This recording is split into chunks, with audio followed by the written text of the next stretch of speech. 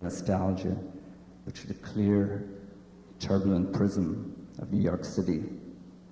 The band struck a chord, not so much with the young immigrants as we'd expected, but with Irish Americans. We released a record, and it took off in all the old line democratic cities across the country. The youth flocked to see us. Folk memories of their immigrant forebears awakened. We tried not to spoon-feed them answers, only questions. True, we continue to politic, but we don't seek to shape opinions, only inform them, because it is our firmly held belief that each generation should seek to solve the inherent and ongoing problems in the north of Ireland, and that each gig we now sow that seed, but through allegory, not through dogma. 7 years later, long dormant Irish America is awakening and flexing its political muscle, and we continue to play our very small part. Earlier this year, Black 47 took its message back to Ireland for the first time, and you can be damn sure we didn't tiptoe into the door and tip our caps to our Irish cousins and beg for a place at the table.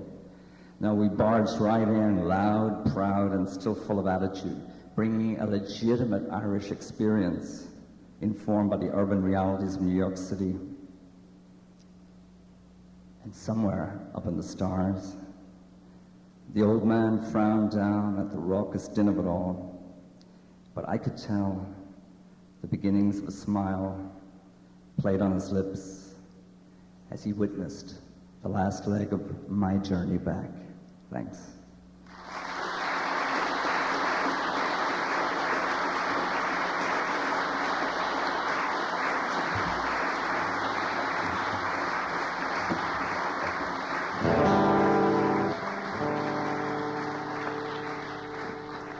Let's we turn this into a total love fest.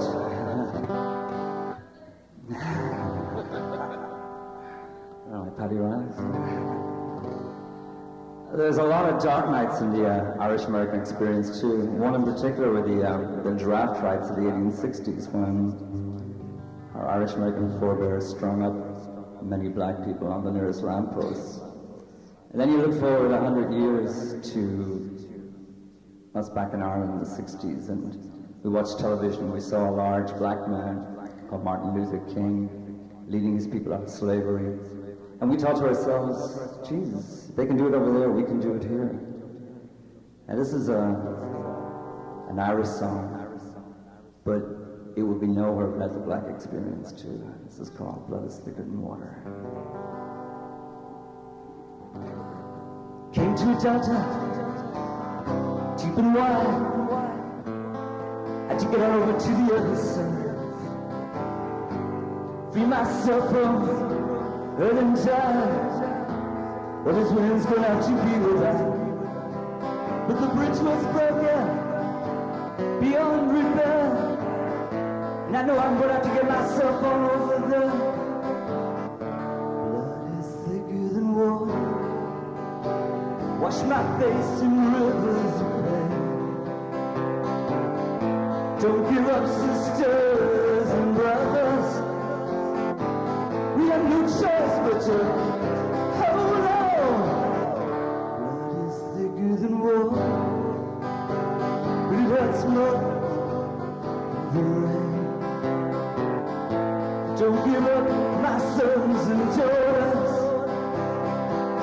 Hold on, hold on, hold on.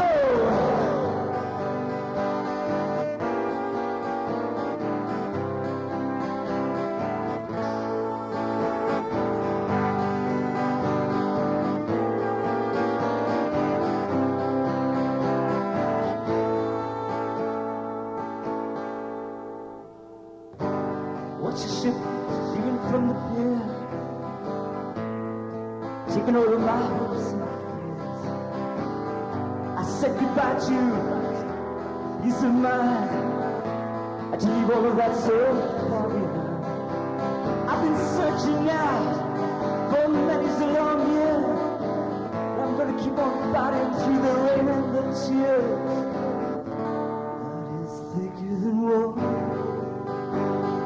my face in rivers of pain. Don't give up, sisters and brothers. We have no choice but to hold on. Blood is thicker than water, but it hurts more in the rain. Don't give up, my sons and daughters. Hold on, hold on, hold on.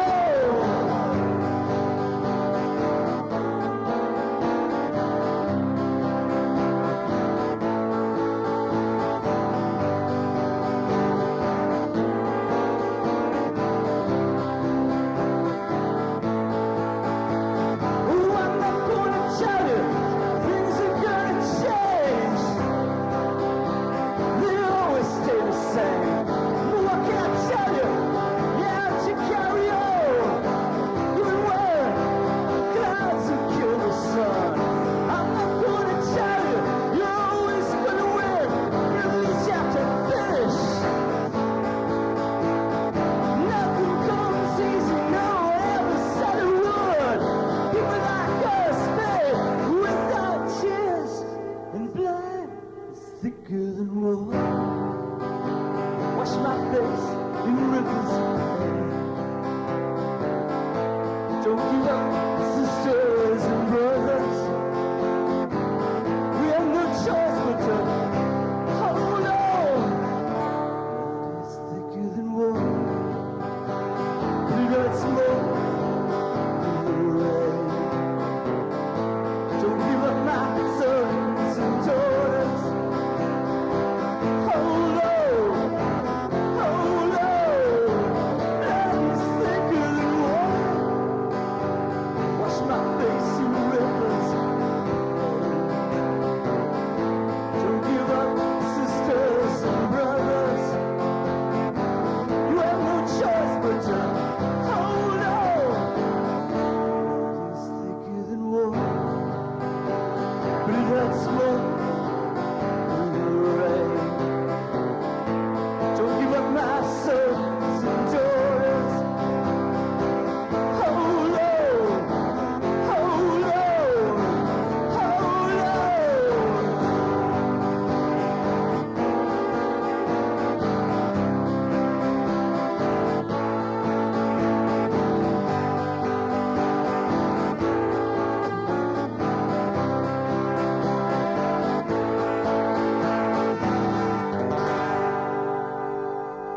But Parcells, Jeffrey Blythe, thank you very much.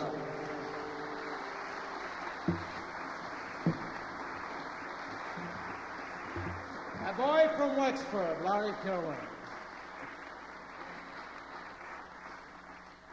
There's a wonderful scholar here this evening who was also a contributor to this book, and the Irish and American, Dr. Maureen Murphy. She's sitting down here. And thank you, Maureen. A giant. When the Irish in this great city of ours began to get that fearful disease known as respectability, and they began to flee the city where they grew up and began to seek land. Before that, their land was window boxes, and now they were going for a little eighth of an acre. There were some who decided that the place to come was to New York and come in and keep the fight going. And some of them came over the Brooklyn Bridge, the Gaelic gangplank, and in they came to the city. And one of those shining lights was a young man with a pen and a dream, and he was a great talent then. He was drinking and a great talent. He stopped drinking and became a giant talent, to paraphrase. And he's had an influence on this city for many, many, many years that we will never fully realize, I suppose, for many, many, many years. And when the Brits were taking over the newspapers and it was all about royal bowel movements and things like that, this man came and put a stop to it. He brought the shovel, but the shit was too much. He couldn't shovel it all.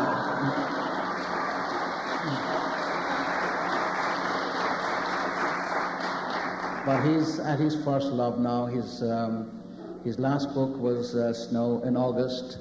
He's writing now a pictorial biography of the great communist artist Diego Rivera. Would you welcome Pete Hamill? Malachy. It's very strange here. You cannot see anything. It's like being trapped in a railroad yard. It's like 3 trains. Walking in the door of this amazing establishment and particularly seeing Peter Quinn, who was the great evoker of the period in which the Irish took over this town. I wished that somewhere outside on the facade of the building, either in Irish or in Latin, the great Tammany Hall slogan would have been etched, which is, "It's better to know the judge than to know the law."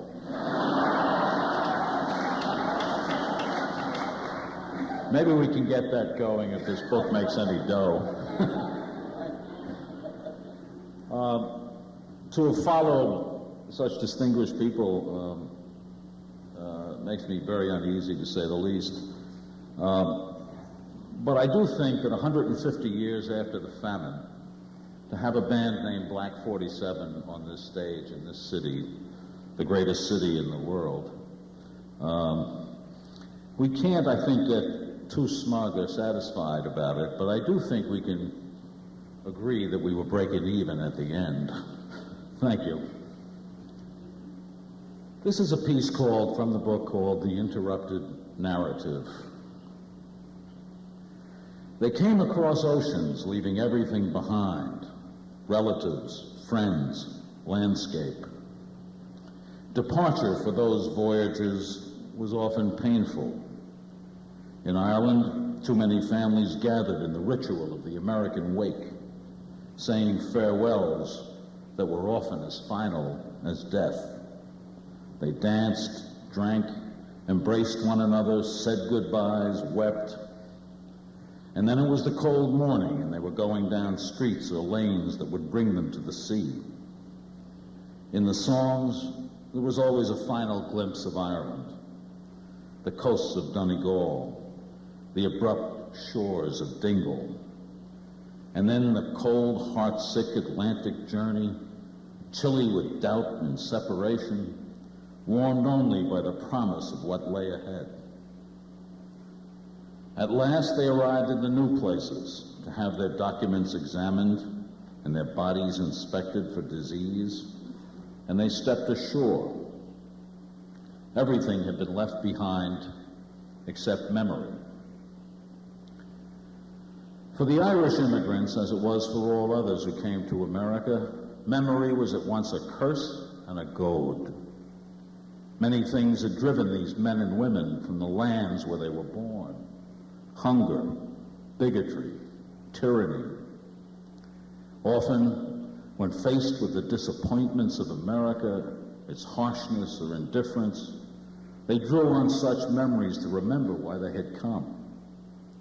As bad as it might be in some tough slum, life was usually better than it had been in the places they left behind. My own parents were from Belfast. My father arrived in 1923, convinced that the old dream of a united Ireland had died with Michael Collins on a road in County Cork. He was the only man in Ireland, he once said to me, with the guts to bring an army north and make the British keep their word. This was, of course, unprovable, but in my father's view of the old country, myth and history had a way of entwining themselves. My mother arrived in 1929 on the very day the stock market crashed. Perfect Irish timing. Her fare had been paid by a rich family, and for a few years she worked for them as a maid and a nanny. She did not do this job in a victimized state of mind. As a Catholic from Belfast, she was delighted to have any work at all. Her memory of the bigotry that had driven so many of her neighbors to despair was at the root of her American optimism. She believed that work was central to an honorable, decent life, and she would keep working for almost all of her life as a department store clerk, a nurse's aide in a hospital, a cashier in a movie house, a clerk in an insurance company. In her late 60s, when everyone she knew had retired, she went back to work at off-track betting. For her, there was no such thing as a meaningless job. Work was the meaning. Somehow, without government help, she and my father also managed to raise 7 children. In many ways, theirs was not an unusual story. In the long history of the Irish in America, it has been duplicated many times. The details are always different, but there were always certain constants. Work was one of them. So was a kind of invincible optimism. After all, this was the United States of America, a country that believed in the limitless future. Never look back, said the American Satchel Paige. Someone might be gaining on you. And yet the past was not entirely dead. For millions of Irish immigrants, including my parents, the old country remained vividly alive. It was often sentimentalized, time and distance blurring the hard edges of the abandoned reality. Since most had gone away when young, the emotions were also tangled with a nostalgia for youth. These feelings were often expressed most poignantly in songs, from the music and lyrics of Percy French to the manufactured nostalgias of Tin Pan Alley. There was a huge market for these songs, and many of them drove deep into the immigrant experience. It didn't matter that a certain amount of cynicism led to their existence. The emotions they expressed or unleashed were genuine. When my father stood up at a family party or at the bar of a saloon to sing about the sun going down on Galway Bay or the glories of the green glens of Antrim, he was evoking both a lost land and an altered youth. In a way, those songs served another purpose. They stated clearly that those Irish men and women who had become Americans still lived with their Irishness. Ireland had been left behind, but it still lived in their memories, their accents, their dreams. They could pledge allegiance to the flag of the United States of America, but in the mysterious places of the heart, that allegiance was never total. This was almost never a question of divided loyalties. The Irish fought in every American war. They gladly called themselves Americans. But it was not easy to erase memory. Almost universally, Irish immigrants of my parents' generation found themselves mysteriously separated from their American children. Fathers and sons, mothers and daughters lived together in the same apartments. They went to the same churches. They heard the same radio programs. They knew the same people. But their stories were crucially different. Most of those stories were, in fact, told by the children. That is, by the Americans. For reasons that are not clear to me, although education is surely a major reason, there isn't much of an Irish-American literature told by the immigrants themselves. Some of this might transcend the Irish experience. Stories of fathers and sons are almost always narrated by the sons. But many Irish-American writers, myself included, have found themselves trying to remember the two separate generations, our own and that of our parents. One is a form of personal history, the other is an act of the imagination. We can relate what we remember of our own lives. We can only imagine the lives of our parents, the lives our parents had led before we came to know them. In the end, one large truth separates us. Our parents, the immigrants, were the products of an interrupted narrative. My parents could trace their family's presence in Ireland back through the generations into the mists of time. They had lived in one place or one region all their lives. They knew people down the street who had suffered for their religion. They knew rebels and cowards and informers. They knew old men and women who spoke Irish in the mountains. They carried with them the surviving fragments of the older religions, worshiping through superstitions the pagan gods who lived in the Irish narrative before Christianity swept the island. The chapters of the Irish narrative were told around hearth fires. They were passed from one generation to another, traveling across stone-cursed fields to the hard streets of Irish cities. Sometimes that narrative took the form of song, other times of poetry. Sometimes it was continued in a tin box full of yellowing documents. Almost always it ended with the great interruption of emigration. The story of the American children was a much different narrative. We took America for granted. It was our country, a right of birth. In many of us, the sense of discovering America each day was permanent. We had been granted a kind of invincible optimism, believing that we could do anything in this marvelous place if only we worked for it. It didn't matter that some of us failed or were embarrassed later by our idealism. What did matter is that we believed it. We were the beginning of a process, not its end. The future was ours, or so we thought, at 10 or 15 or 30. It never occurred to us that we might have to move to another country to eat, or to vote, or to make something real of our American dreams. That was at the heart of the differences. My parents' myths were not my myths. My father remembered music hall songs and clandestine meetings of Sinn Féin.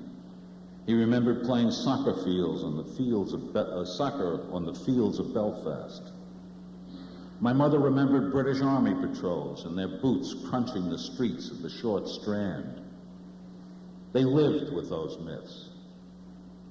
Years later, in her 70s, my mother was mugged by two brave hoodlums and was thrown into shock. She kept speaking about a Sergeant Butler, and none of us who gathered beside her bed could recognize his name. The next day, having come out of shock, she told us Sergeant Butler was the leader of the British patrol in her neighborhood in Belfast. I had other memories and different myths. My mythic figures were named Batman or Captain Marvel, Roy Rogers or Jackie Robinson.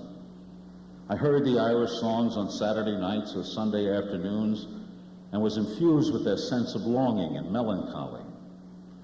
But if the sun was shining, I wanted to hurry to the street to play stickball. If the sun was gone, I wanted to travel through abandoned subway tunnels with Billy Batson to meet the wizard named Shazam. I was from Brooklyn, not Belfast. In my imagination, I roamed through Ebbets Field or Monument Valley. I went with Bomba the Jungle Boy to the giant cataract. I went down the Mississippi with Huck and Jim. I was mercifully free of the grieving drizzle of Northern Ireland. And yet, as I grew older, as I listened to Hank Williams and Charlie Parker and the blues, as I became more deeply American, I began to think more about that interrupted narrative. When I was 21, I went off to Mexico for a year on the GI Bill to study painting. For the first time, I went through the experience of being a stranger in a strange land. I loved Mexico and Mexicans, but I knew I could never be a Mexican. Their myths were not my myths. A strange thing happened. In Mexico, I often found myself thinking about my mother and father in Ireland and New York. When I came home, I often questioned them, trying to pry from them the life they had lived before they had come to America. Later, I traveled to Ireland, lived there for long periods, trying to piece together the frayed ends of the narrative. Of course, I failed. There were too many blank places in the story, too many names that meant nothing to me, too many people who had died. I could never hope to grasp the dailiness of my parents' lives in the city they'd left behind because Belfast itself had changed. They left before the development of two technologies that changed the world, television and the transatlantic passenger jet. Television opened the world to the young people of modern Belfast. Catholics saw Martin Luther King marching at Selma and felt a sense of connection. The airplane ended forever the American wake because the journey was no longer so final. The Irish young could now go off for a year or two and fly home for Christmas. The old parochialism was waning. The myths were quickly shifting. Irish kids knew Batman. They played rock and roll. They too dreamed of the canyons and mesas of the American West. In some irreversible way, the distance between the Irish and the Irish Americans had been diminished. That does not mean that the distance has been permanently bridged. The young Irish now growing up in Belfast and Derry, Dublin, or Cork might be more connected to Irish Americans through the grinding force of popular culture, but for the moment, their narrative remains uninterrupted. They can trace their families through the tombstones in local cemeteries and can continue to hear the tales of the Irish past. They might wander the world. They might choose for a while to become some newer version of the wild geese, but they will not go off in the same permanent way. The jet plane is waiting. The Irish Times is on the internet. Some new narrative is almost certainly being imagined, and I just hope I live long enough to read it. Thank you.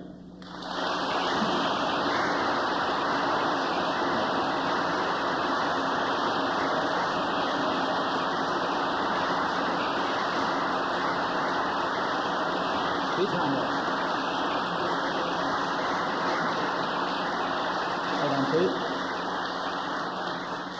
The book, The Irish in America, is on sale in all bookstores, and it's for sale out here also. And we were supposed to have cassettes here this evening, but they didn't arrive. You'll get a bookmark with your book. We are all wearing these things, the contributors, so if you want autographs, that just approach and say very nicely, could I have your autograph? And a long inscription, and you'll be delighted. And thanks to Anya and to Helena, Peter, Quinn, Larry, Pete Hamill, and Michael Coffey, Terry Galway, our authors, Hyperion and super editor Maureen O'Brien, documentary maker Tom Lennon, Unisphere Records Kate Wynn, and last but not least, if you think it's easy to get people to come to a free event, to get it on in the papers, to get it in magazines, it is not. But Tracy George did it, and she got it on television, and she got it on radio, and that's why we're all here.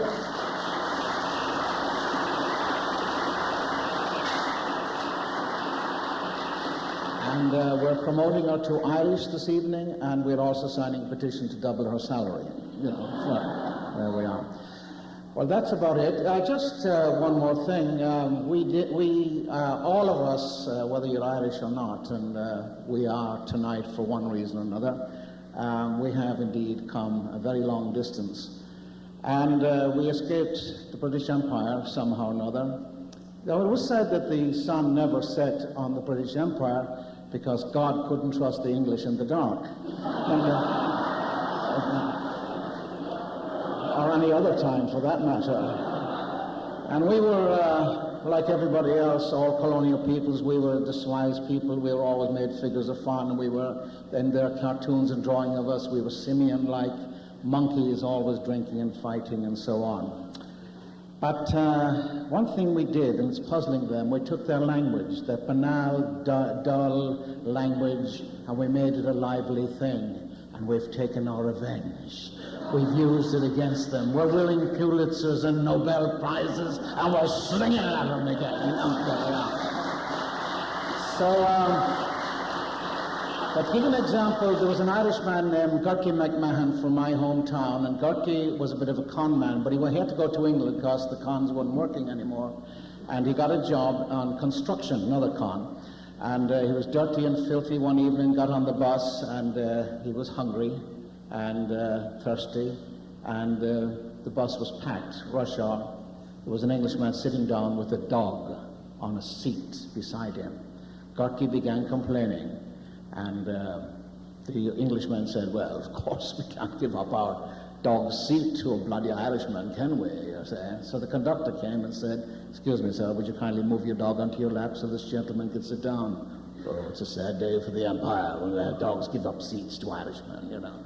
So Gorky sat down anyway, and he didn't want to continue the Civil War, so to ameliorate the situation, he turned to the Englishman. He said, pleasantly enough, that's a very nice class of a dog you have there. What breed would it be? Englishman, not giving an inch, said, it's a cross between an Irishman and a baboon. Hey, Jesus, is that so, says Gorky. He's related to the pair of us. Thank you.